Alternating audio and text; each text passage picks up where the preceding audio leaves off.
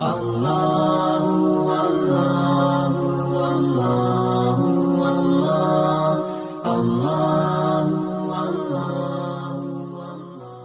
کو کیا تکلیف ہوئی تھی، یہ چھوٹے لوگوں کا کام نہیں ہے۔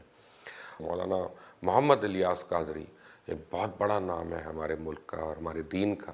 12 جولائی 1950 کو کراچی میں پیدا ہوئے۔ ان کے آباء و اجداد جونا گڑھ میں رہتے تھے، مگر پاکستان بننے کے بعد وہ پہلے حیدرآباد اور پھر باب المدینہ کراچی میں شفٹ ہوئے۔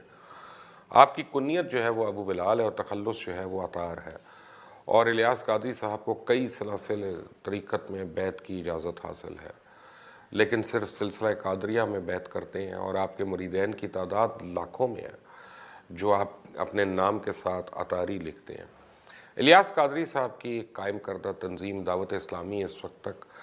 200 سے زائد ممالک میں اپنے قافلے روانہ کر چکی ہے، اور دعوت اسلامی 100 سے زیادہ شعبوں میں تقسیم ہے، اور اس کے تحت دنیاوی تعلیم کے ادارے دارالمدینہ پاکستان و بیرون ملک بیرون پاکستان قائم شاخوں کی تعداد تقریباً 40 سے زیادہ ہو چکی ہے، اور دینی تعلیم کے ادارے مدرسۃ المدینہ کی تعداد 500 سے زیادہ ہے۔ مولانا الیاس قادری نے اپنی تحریک کے لیے فیضان سنت کے نام سے ایک کتاب مرتب کی ہے، جس کی نئی اشاعت 2 جلدوں پر مشتمل ہے، اور اس کی کتاب کی کئی زبانوں میں ترجمے بھی کیے گئے۔ اس کے علاوہ بچے، عورتوں اور نوجوان نسل کے لیے 100 سے زیادہ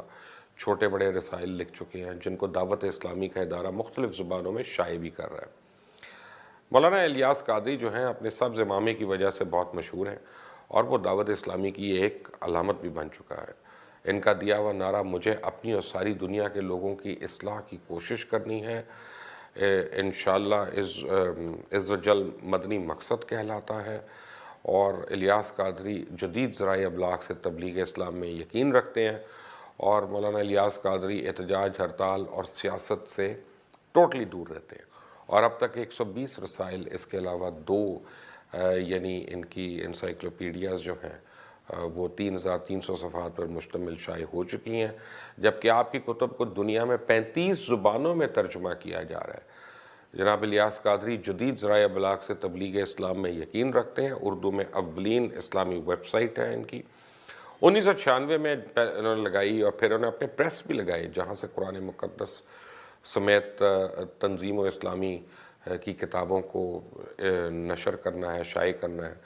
2008 میں انہوں نے اپنا مدنی چینل شروع کیا، اور حال ہی میں فیضان مدینہ کے نام سے اردو اور ہندی زبان میں